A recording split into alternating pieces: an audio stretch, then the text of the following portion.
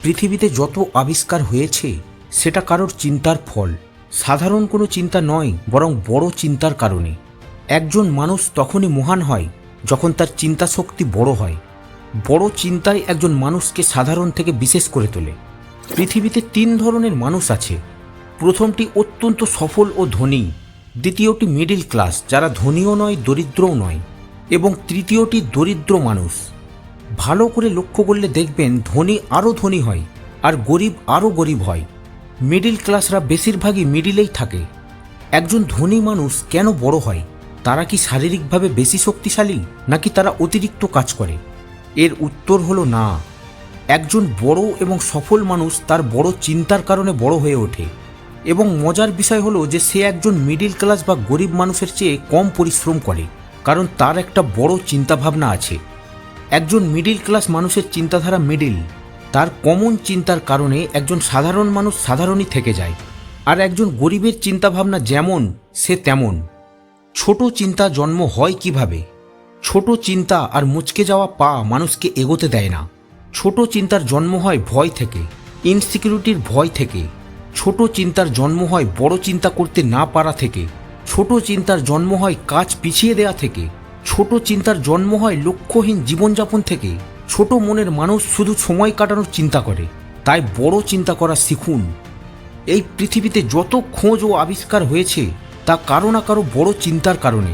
খোঁজ ও আবিষ্কারের আগে যেগুলো অসম্ভব মনে হতো তা ঘটতে পারে বলে কেউ বিশ্বাস করতো না, কিন্তু তা সম্ভব হয়েছে কারোর বড় চিন্তার শক্তিতে। আগে কেউ বিশ্বাস করতো না যে এক শহর থেকে অন্য শহরে বা এক দেশ থেকে অন্য দেশে না গিয়ে একজন মানুষের সাথে কথা বলা যায়।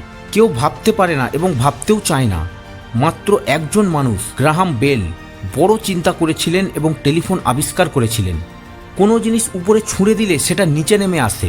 গাছ থেকে আপেল সব সময় নিচেই পড়ে। কিন্তু কেন এমনটা হয় তা কোনো সাধারণ চিন্তার নয়, বড় চিন্তার দ্বারা আবিষ্কার হয়েছে। আইজ্যাক নিউটন বড় চিন্তা করেছিলেন।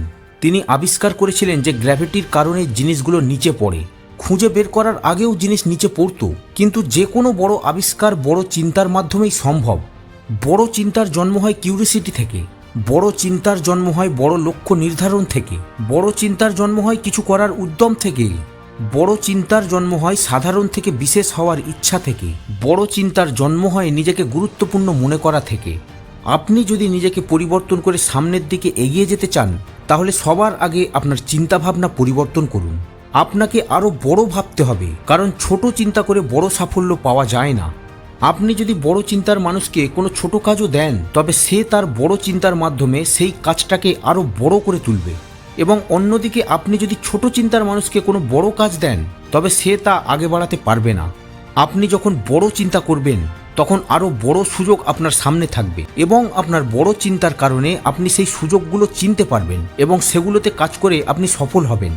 এমনও হয় যে অনেক চেষ্টা করেও সফল হতে পারে না বা সুযোগটা বিপদে পরিণত হয়। কিন্তু বড় চিন্তার মানুষ কখনো নিরাশ হয় না। সে সেই বিপদের মধ্যেও সুযোগ খুঁজে নেয়। একটা ছোট চিন্তার মানুষ সুযোগও ছোট পায় এবং সেটাও সম্পূর্ণ ব্যবহার করতে পারে না। একজন বড় চিন্তাশীল মানুষ তার পরিস্থিতিতে হার মানে না। সে যেটা চায় তত বড় চিন্তা করে এবং সে তা করে, কারণ সে জানে যে সে এটা করতে পারবে। বড় চিন্তা এবং নিজেকে বিশ্বাস করা যে কোনো সাফল্যের জন্য খুবই গুরুত্বপূর্ণ। বড় এবং পজিটিভ চিন্তা আপনার মনের অবস্থা বদলে দেয় এবং মানসিক অবস্থার বদলানো আপনার সিচুয়েশন বদলে দেবে। একজন ছোট চিন্তা করা মানুষ তার ছোট চিন্তার কারণে বড় কিছু করতে পারে না। বড় কিছু করা কঠিন নয়, বড় কিছু ভাবাটাই কঠিন। কারণ যখন আপনি বড় ভাবতে শুরু করে ফেলবেন, তখন আপনি সহজেই বড় কিছু করা শুরু করে ফেলবেন। ভাবুন যে কাজটা গুরুত্বপূর্ণ। আপনি যে কাজটা করছেন তা আপনার চিন্তারই ফলাফল। একটা ছোট কাজ বড় তখনই হয় যখন আপনি এটাকে বড় করার চিন্তা করেন। যখন আপনি টাইম পাসের উদ্দেশ্যে কাজ করবেন, তখন কি আপনি বড় কিছু ভাবতে পারবেন? কঠোর পরিশ্রম ছাড়া কোনো কিছুই অর্জন করা যায় না। কিন্তু শুধু পরিশ্রম করেই কি সফলতা পাওয়া যায়? মোটেই না। সাফল্য, অর্থ শুধুমাত্র যদি কঠোর পরিশ্রম করে পাওয়া যেত, তাহলে সবচেয়ে সফল শ্রমিক হতো একজন রিক্সা চালক, কারণ সে সবচেয়ে বেশি পরিশ্রম করে। কিন্তু এই শ্রমিক বা অন্যান্য যারা শারীরিক ও মানসিকভাবে কঠোর পরিশ্রম করে, তাদের চিন্তাভাবনা বাড়ালে কি তারা সফল হবে না? বড় চিন্তার সাথে একজন ব্যক্তি নিজেকে পরিবর্তন করতে পারে। সে সফল এবং ধনী হতে পারে। ডেভিড জে সোয়ার্টজের লেখা the magic of thinking big বই থেকে নেওয়া একটা গল্প। 3 জন শ্রমিক যারা কাজ করছিলেন তাদের জিজ্ঞেস করা হয়, তোমরা কি করছো? প্রথম শ্রমিক বলল, আমি ইট পাচ্ছি। দ্বিতীয় জন উত্তর দিল যে আমি কাজ করছি যাতে আমি টাকা রোজগার করতে পারি, এবং তৃতীয় শ্রমিক উত্তর দেয় যে আমি একটা চমৎকার বাড়ি তৈরি করছি। এই সংক্ষিপ্ত কথাবার্তায় আপনি কি দেখতে পাচ্ছেন?